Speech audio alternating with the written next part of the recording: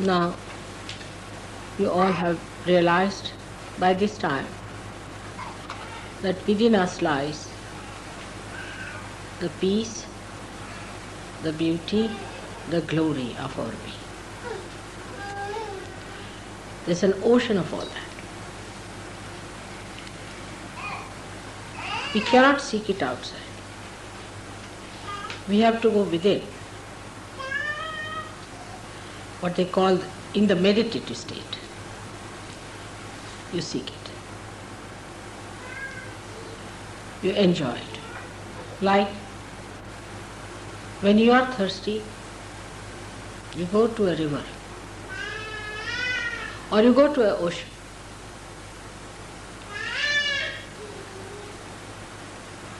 And try to quench your thirst.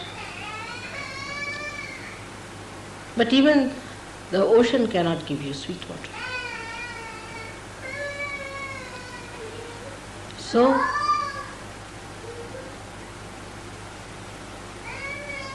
how can anything that is spread outside give you that deep thing that is within you? You are trying to find it out outside where it does not lie. It is within us, absolutely within us.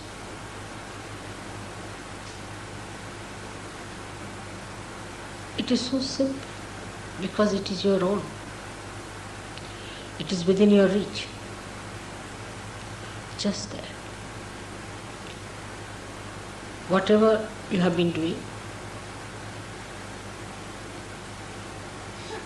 going out to find the joy, the so-called joy, the so-called happiness, the so-called glory of worldly powers and worldly possessions.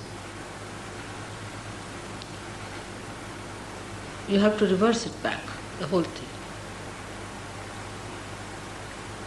You have to project within yourself.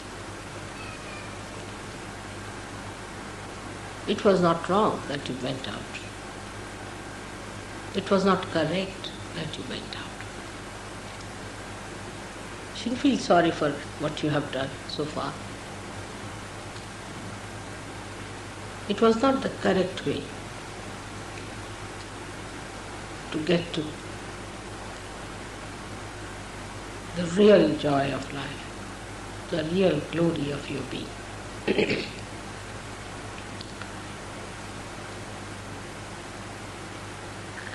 It has worked in so many people that you have entered into that subtler understanding.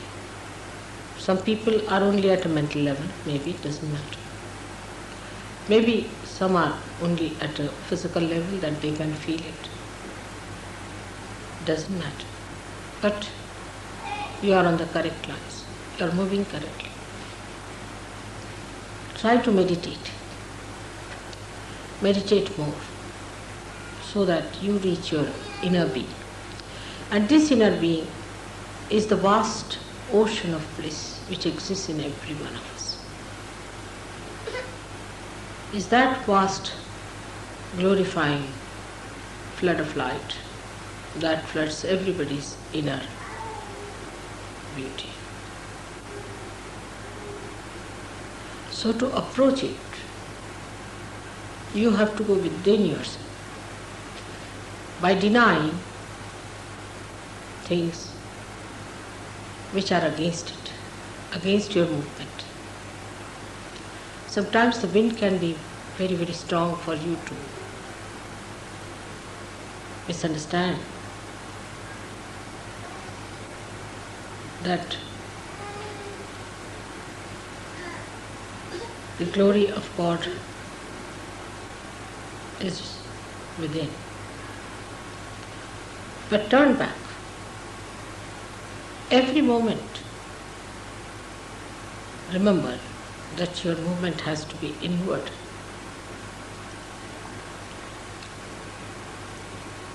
When you move inward, you forget the ideas of your outer glories. A person who is of a very base nature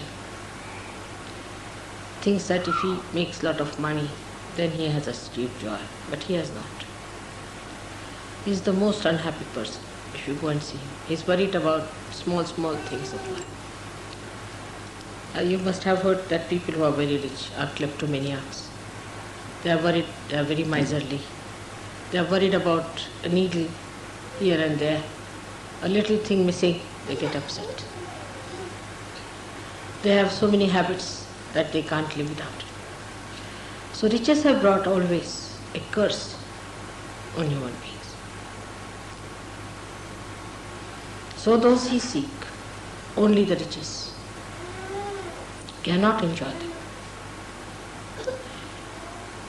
Then there are some better people who think that by ruling others, by getting power, we can achieve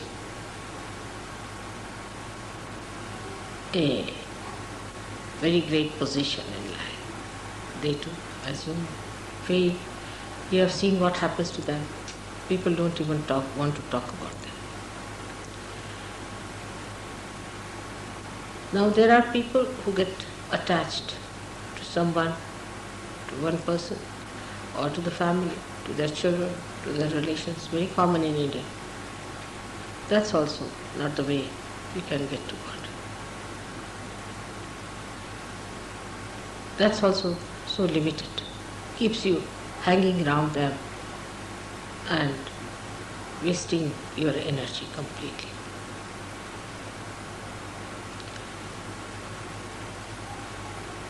But if you enter into your being fully, then all these things have such meaning. Everything has a meaning then. In the sense, if you possess anything, and if you are that kind of a person who is supposed to be possessive, he never possesses, he's so detached. He's never possessive, he's so detached about it. But he can play around because he's so detached. He can create a drama out of it. He can play with the possessions and teach lots of lessons to people. He's so detached, so generous. He enjoys his generosity.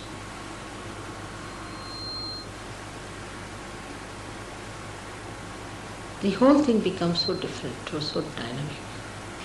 All the beauty that is created by human beings as possession is exposed before you. And you start enjoying all those things without possessing them. You understand the myth of possession. Same with your powers that people have over other people. Those who try to make money out of Sahaja or want to have a kind of a privilege over Sahaja, it can be very subtle. This can go very far. This subtlety goes to this extent that I have seen people try to save money on account of Sahaja. That's also, the attention is on money. To make money or to save money, to make a business out of Sahaja, it is all absurd. But if you say so, I said, all right, go ahead for a while, try. You'll find that Sahaja is no business. Of course, Sahajogis can work together, can do some business. But Sahaja is no business. It's business of God, where you have to give everything that you have. Not to be attached to anything. Not to be attached. There's no money to be paid as such, but all your heart is to be poured into it. If you cannot pour your heart into it, You cannot achieve that. Same about power. Some people think that they can even overpower such yogis, impress them, control them. Such people are thrown out of surgery completely. You have to enjoy the power of love, that people see you as their protector, as their help, as their support, as their friend. Than is somebody who is a dominating personality. You have to be a fatherhead and not a demonic, destructive force which is always threatening everyone. Such people will be thrown out of Sahaja Yoga in no time. They are found out. I have no sympathies with such people. Never. That will bring you down. In no way. Keep yourself aloof with them. Otherwise, when they are thrown away as tangents from Sahaja Yoga, you might get out with them. So be careful. Then those people waste all their time just thinking about their family, this thing. Or those who have never thought of their family also come to Sahaja Yoga. This is a very subtle ground on which they can lose their attention to their spirit.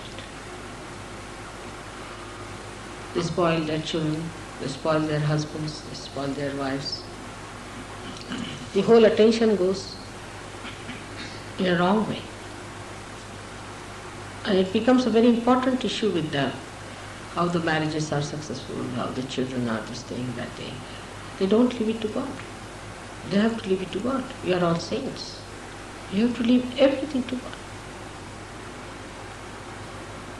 In the beginning, in Sahaja Yoga, everybody says, my husband is like that, my wife is like that, my brother is like that, my children are like this, mother look after them. All right, in the beginning is all right.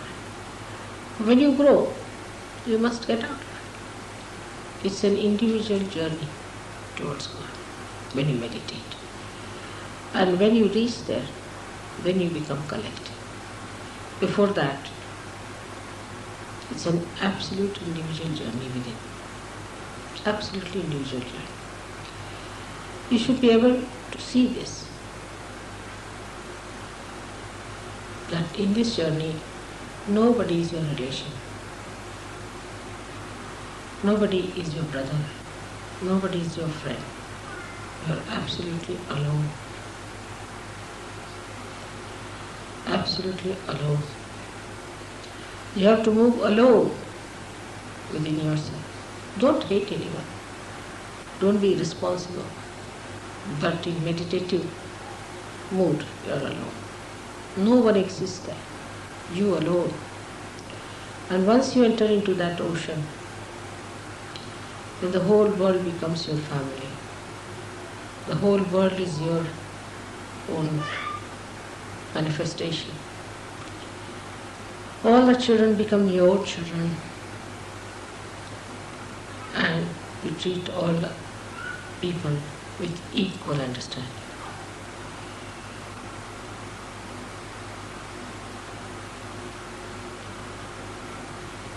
The whole expansion takes place when you enter inside your spirit and start seeing through the eyes of the spirit.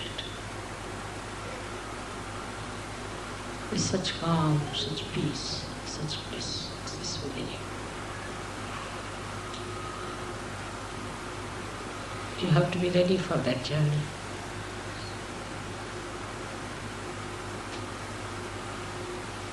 That journey is alone in your meditativeness. And the more you find something in your meditation, the more you want to go and distribute it to others. That has to be.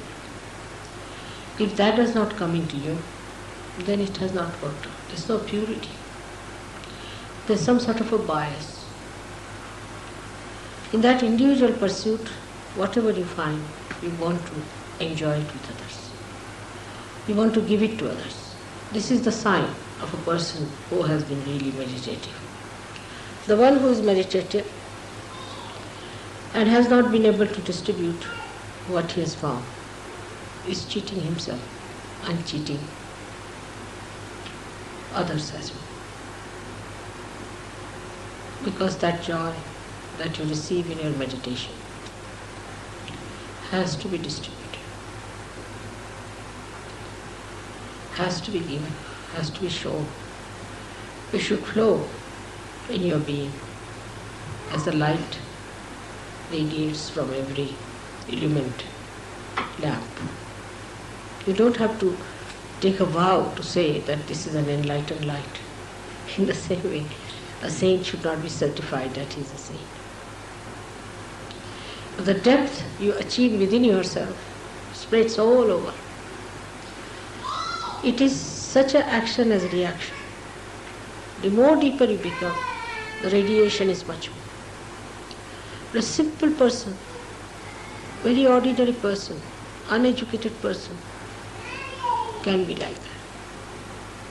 We have, one gentleman called Warik in Bombay. He is an old man. He is so deep. He radiates. People depend on him. He radiates love. He is so meditative. You don't have to spend too much time on meditation. But whatever you spend time, whatever you gain, has to be visible outside. How you radiate and how you give it to others. That's the quality of the saints you have to be. Unless and until you become deeper, we cannot save other surgeries. And we cannot save those who are not surgeries. You have to rise higher and higher to pull the whole curtain up. Those who try to rise higher pull the whole thing upward, and they give a pull to everyone who ascend to it. So just try to keep your aim clear cut. You must understand what is your aim in life as surgeries. Now you are changed people. You are no more people who have to deal with possessions or worry about them, about mundane things, about your livelihoods. You are no more people who have to worry too much about your health and things on your personal lives. You are not to worry also about your jobs so much. That's not important. And last of all, not to worry about your family, children, husband, wife, and find a pocket for you to hide into it. Because the only thing where you can really hide yourself is the love of God, where you can really get the great, restful, blissful feeling of His complete protection.